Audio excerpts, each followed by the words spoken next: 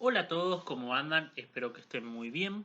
En el video de hoy vamos a hablar sobre los verbos. Vamos a ver qué características tiene que tener una palabra para ser considerado un verbo y a su vez cuáles son las categorías que van a modificar a esta clase de palabra. Vamos a arrancar. En primer lugar, lo que tenemos que saber es que los verbos anteriormente lo que se pensaba era que solamente eran acciones. Bien, entonces, que solamente los verbos eran considerados acciones, que todas las acciones eran verbos. Eso está bien por un lado, pero sería un concepto incompleto. Ahora el cambio de paradigma lo que nos va a indicar es que los verbos pueden ser acciones, estados o procesos. ¿Cómo puede ser esto? ¿Cuál sería la diferencia entre cada uno? Si yo digo que un verbo es una acción, yo puedo decir Juan corre rápidamente. El verbo corre indica una acción que Juan realiza con su cuerpo. Entonces acá sí el verbo sería una acción. Ahora, si yo digo Juan es deportista, ahí el verbo es no me está indicando una acción, sino que me está indicando el estado de Juan, que sería, en este caso, deportista. Eso sería un verbo de estado. Y por último, en tercer lugar, tenemos un verbo que es un proceso. Si yo digo Juan crece día a día en el deporte, digo, el verbo crece indica un proceso que se da a lo largo del tiempo, que no se da en un momento específico.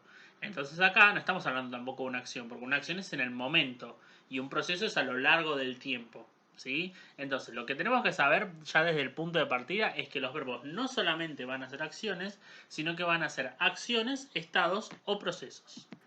Bien, algo que tenemos que saber sobre el verbo, ¿sí? Es que a diferencia del sustantivo, de los sustantivos y los adjetivos que están en el canal, si quieren ir a ver, si no se acuerdan las características de sustantivos y adjetivos, les recomiendo que vayan a ver los videos anteriores que están en el canal.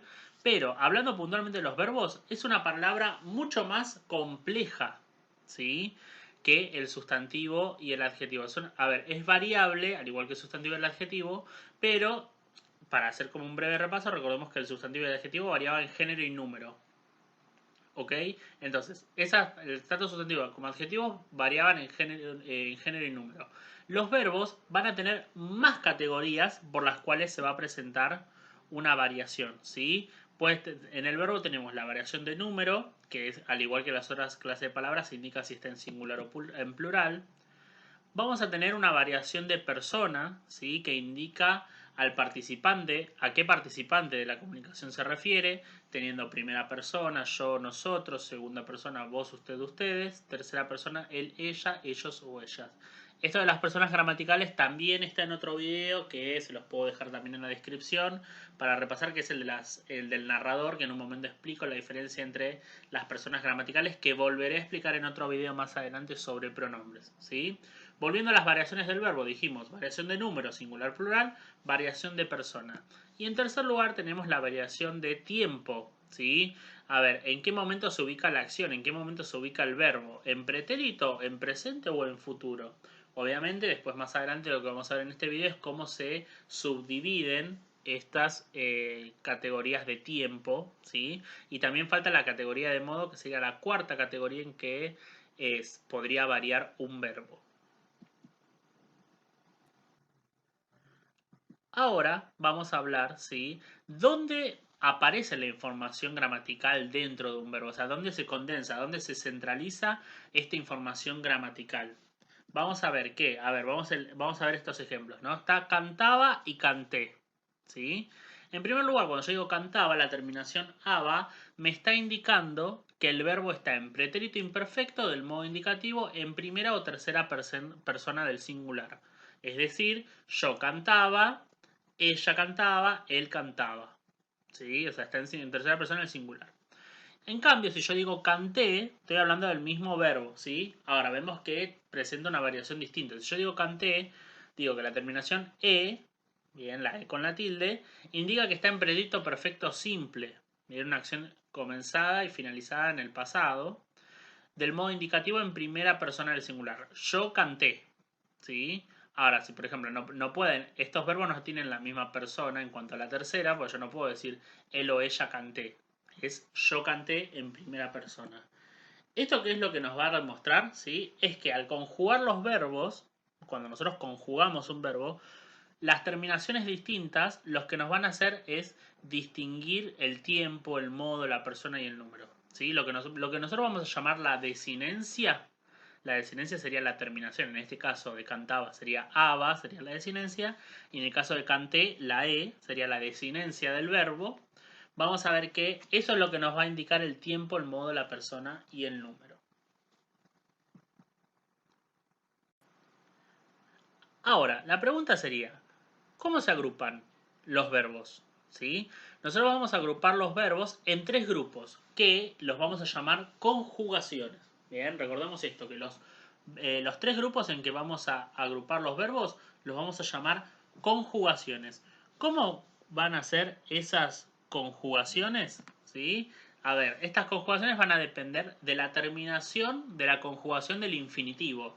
Ahora más adelante vamos a ver cuáles serían los verboides infinitivos, ¿sí? Pero más que nada para tener bien en claro. Si yo digo que un verbo es de la primera conjugación, son aquellos verbos cuyos verboides terminan en ar. Por ejemplo, armar y bailar.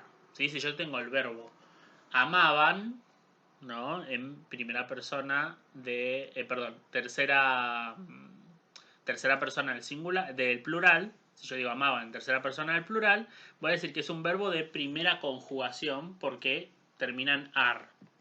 Después están los de segunda conjugación, que son aquellos verbos cuyos verboides infinitivos terminan en er. Por ejemplo, temer o saber. ¿Sí? Tiene que ver con la terminación del verboide infinitivo. Y los de tercera conjugación van a ser esos verbos cuyos verboides terminan en ir. Por ejemplo, partir y salir. Vamos a recordar que los verbos modelos son amar, temer, partir. Son los verbos modelos que nos van a servir para las conjugaciones de los demás verbos. Ahora cuando veamos la diferencia entre verbos regulares e irregulares. Vamos a hacer un apartado que, como podrán ver, acá aparece en otro color, como en un verde más clarito, podríamos decir que van a aparecer las distintas partes del cuadro. ¿Por qué hago esta diferencia? Porque vamos a hablar de los verboides. ¿Cuál es la diferencia entre un verbo y un verboide? Es que, a ver, por ejemplo, el sufijo oide, o oides en este caso, pero el sufijo oide me va a indicar que es casi, ¿no? Si yo hablo de un androide, estoy hablando de un casi humano, ¿sí? Eso sí, el sufijo oide significa como que es casi algo. En este caso, un verboide va a ser un casi verbo. ¿Por qué? Porque cada verbo va a tener tres formas que no están conjugadas. Bien, o sea, esto quiere decir que no tienen ni tiempo, ni modo, ni persona, ni número. Los verboides son aquellos que no tienen ninguna de las cuatro categorías que presentan los verbos. Bien, pero están indicando que son un casi verbo porque sería algo como muy similar. A ver, ¿y cuántos tipos de verboides existen? Infinitivo, participio y gerundio. El infinitivo ya lo habíamos hablado porque nos servía para averiguar la conjugación de un verbo conjugado, ¿sí? Por ejemplo, todos los verboides infinitivos terminan en ar, er, ir. Saltar, comer, ir, salir, repartir, bailar, comprar, ¿sí? Todos esos serían verboides infinitivos, ¿ok? Ahora, los verboides participios son aquellas formas terminadas en ado, ada, ido o ida. Comprado, comprada, ¿bien? Salido, podríamos decir también temido, ¿ok? Esas serían la terminación en participio. Recordemos que todos los verbos, bien, sean de la conjugación que sean, de primera, de segunda o de tercera conjugación, van a tener su infinitivo, su participio y su gerundio. Una aclaración importante en cuanto a los participios es que a veces pueden presentar una categoría de género y número. ¿Por qué? Porque nosotros podemos decir que estos verboides funcionan como adjetivos. Cuando funcionan como adjetivos, recordemos que los adjetivos tienen género y número. Entonces, si un verboide participio funciona como adjetivo, en este caso también lo poseerá. Y por último, tenemos lo que serían los verboides gerundios, ¿sí? Los verboides gerundios son aquellas formas terminadas en ando o endo. Si yo tengo el infinitivo comprar, el participio comprado o comprada, yo puedo tener el gerundio que sería comprando. ¿Bien? Si yo tengo el infinitivo entender, ¿no? Tengo el participio entendido. Voy a tener el gerundio entendiendo. ¿Ok? Recordemos esto, que cada verbo va a tener su verboide infinitivo, participio y gerundio, y que son casi verbos, porque nosotros no yo por ejemplo no puedo decir yo entender la clase. ¿Por qué estaría mal? Porque ahí el verboide infinitivo, mejor dicho, no estaría conjugado, ¿sí? Entonces no lo podría utilizar en la categoría de persona, no va a tener una persona, entonces va a quedar ilógico, no va a ser correcto enunciarlo de esa manera. Estas son las características entonces de los verboides. Bien, ahora volvemos entonces a lo que sería el verde oscuro para seguir hablando de las características de los verbos. Ya hicimos un apartado entre paréntesis sobre las características de los verboides, ¿sí? Así que vamos a ver cuándo un verbo es regular y cuándo un verbo es irregular. Existen verbos que vamos a llamar regulares, ¿sí? Que sirven de parámetro para conjugar otros verbos. Bien. Y para que sea regular, un verbo tiene que cumplir dos requisitos. El primero es que su raíz debe mantenerse igual en cualquier tiempo o modo. ¿Sí? Recordemos que la raíz el verbo está compuesto por raíz y desinencia. ¿Sí? Entonces, la raíz tiene que aparecer igual. Ahora, las desinencias deben coincidir con las desinencias de los verbos modelo. Recordemos que los verbos modelo son amar, temer y partir. Entonces, si alguno de estos dos requisitos no se cumple, estamos en presencia de un verbo irregular. A ver, esto parece obviamente chino básico, explicado así, parece chino básico. Vamos a ir a un ejemplo para que sea más fácil. Yo tengo el verbo modelo, amar, ¿no? De primera conjugación. Entonces, tengo el verbo regular que es cocinar y un verbo irregular que es contar. ¿Por qué el verbo regular es regular y por qué el irregular es irregular? Ahí paso a explicar. Fíjense que el verbo modelo en el verboide infinitivo es amar, ¿no? Ahora, si yo lo paso al presente del modo indicativo, yo digo yo amo. ¿Bien? Entonces ahí sería, ahí es el verbo modelo. Yo me voy a guiar entonces para los otros. El verbo regular, cocinar, ¿por qué es regular? Porque fíjense que cuando yo digo en presente el modo indicativo cocino, cocin coincide con la raíz del verbo regular de cocinar. ¿Sí? Tienen la misma raíz. Y la desinencia coincide con la que sería del verbo modelo, con la O. Y en el verbo modelo, si termina con O, amo, termina con O, cocino, también termina con O. Entonces acá estamos en presencia de un verbo regular. ¿Por qué? Porque coincide tanto en raíz y en desinencia. Ahora, ¿por qué contar sería irregular? Fíjense que yo digo, contar es el verbo de infinitivo. ¿Sí? Ahora, después dice, cuento, yo cuento, en presente de modo indicativo, yo cuento. Fíjense que acá la raíz ya no coincide, porque yo tengo en el infinitivo, tengo la raíz cont y en el presente del modo indicativo tengo la raíz cuent. Entonces acá ya no hay una coincidencia. Lo que sí va a coincidir es la raíz, perdón, es la desinencia. ¿Sí? La desinencia va a coincidir con la del verbo modelo, que en este caso sería una O. Este verbo sería irregular por raíz. Ahora, como ya es irregular por raíz, va a ser directamente un verbo irregular. Se lo considera como un verbo irregular. No es que, bueno, a ver, uno puede aclarar que es irregular por raíz o irregular por desinencia. Bien, pero tiene que ver con la cuestión del verboide en infinitivo. ¿Sí? Esto es algo complejo de trabajar, pero bueno, esperemos que después con las prácticas y con las actividades de clase se pueda comprender bien. Bien, vamos a hablar entonces ahora de los tiempos verbales. ¿Sí? Nosotros podemos encontrarnos con tres tiempos verbales generales, ¿sí? Que después algunos se van a subdividir dependiendo del modo que estemos hablando. El pretérito, presente y futuro.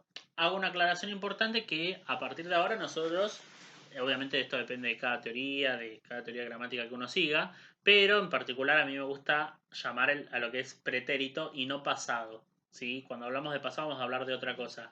Así que vamos a referirnos siempre de pretérito, presente y futuro. El pretérito va a hacer referencia a un momento anterior en el que se encuentra el hablante, el presente al momento en el que se encuentra el hablante, el momento actual en que está el hablante, y el futuro hace referencia a un momento posterior, ¿sí? Al que se encuentra el hablante. Bien, entonces ahí tenemos la diferencia entre cada uno de esos verbos. ¿Sí? Anteriormente, bueno, capaz se habrá cortado un poquito el audio, pero esos serían los tres tiempos verbales generales. Ahora vamos a hablar un poquito sobre los modos verbales. ¿Cuántos modos verbales vamos a encontrar? Vamos a encontrar 3. Ahora, ¿qué es el modo verbal? El modo verbal va a indicar la actitud del hablante frente a la acción, estado o proceso que enuncia, ¿sí? O sea, la manera, la actitud que tiene al enunciarlo. Bien, vamos a ver que un verbo no se va a enunciar de la misma manera dependiendo de la intención que tenga el hablante. Y vamos a encontrar 3 modos verbales: el indicativo, el subjuntivo y el imperativo. El modo indicativo va a indicar las acciones como reales. Por ejemplo, si yo digo, me voy a tu casa, es una acción que se está generando como real, ¿sí? Más allá del tiempo verbal, ¿sí? Yo puedo decir, fui a tu casa, bien, eso es igualmente es del indicativo porque está indicando una acción que fue real, bien, sea en el marco que sea, ya sea en un marco real propiamente dicho o ficcional, ¿ok? O sea, dentro de la realidad, de los parámetros de realidad que se estén manejando. Eso sería el modo indicativo. En segundo lugar, en el subjuntivo, se presentan acciones deseables o posibles. Por ejemplo, si yo digo, quizás tenga posibilidad, quizás yo tenga posibilidad, en ese caso hay una acción que se está deseando, ¿sí? O que podemos barajar como una posibilidad, pero no sabemos si realmente va a suceder. Eso sería el modo subjuntivo. Y por último, en este caso, en los modos verbales, vamos a hablar de un modo imperativo, ¿bien? Donde se van a presentar las acciones como órdenes. Por ejemplo, yo digo, ordenen todos sus libros. Ahí la palabra, el verbo ordenen, se está expresando justamente, valga la redundancia, como una orden, ¿sí? Entonces, como se está presentando como una orden, ahí estaría actuando un modo imperativo. Lo imperativo tiene que ver con las órdenes. Esos serían entonces los 3 modos verbales que van a indicar la actitud del hablante frente a lo que se está enunciando.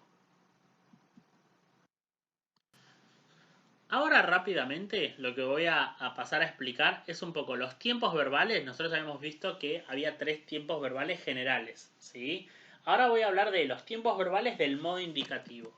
Vamos a ver que en el modo indicativo nosotros podemos encontrar un tiempo presente, que es el momento en que se emite el discurso. Por ejemplo, llamo pero no contestan, ¿sí?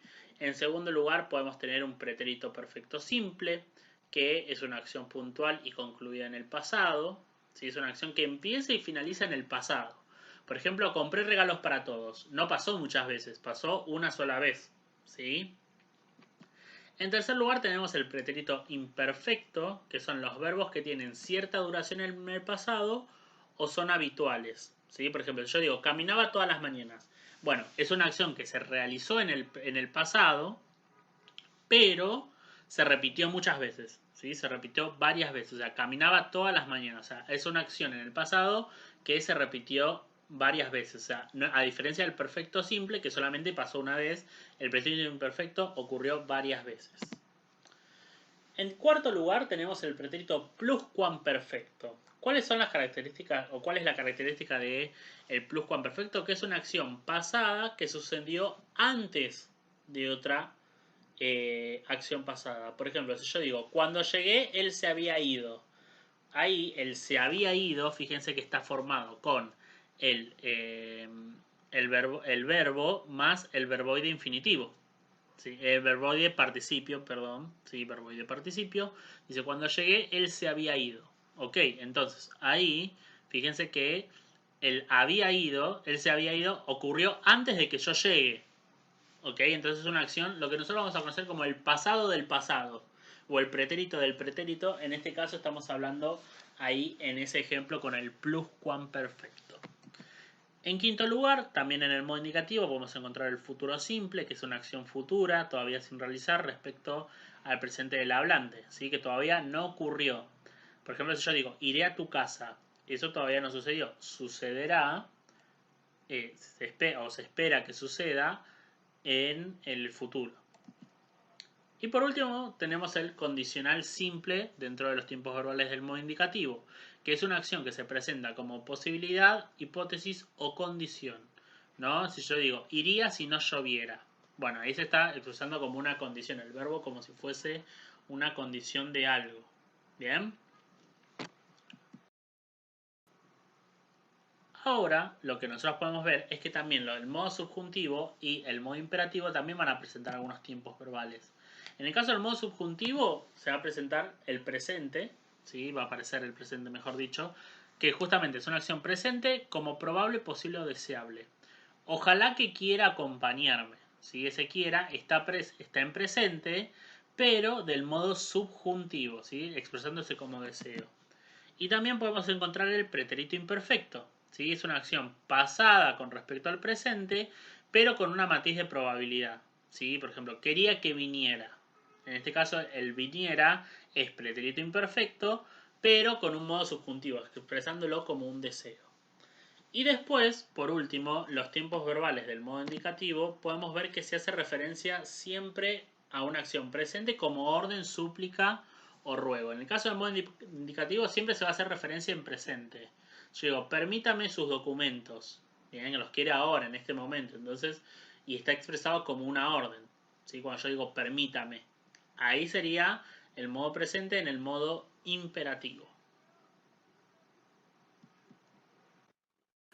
Bien, para finalizar un poco esta explicación un poco extensa, igualmente seguramente cuando estemos en las clases lo voy a explicar por partes para que lo puedan seguir viendo, lo puedan seguir trabajando, lo puedan seguir avanzando. Lo bueno, recuerden, de estos videos es que siempre se pueden ver las veces que ustedes quieran, se puede adelantar, atrasar las veces que no se entiende algo. Obviamente también siempre están las consultas.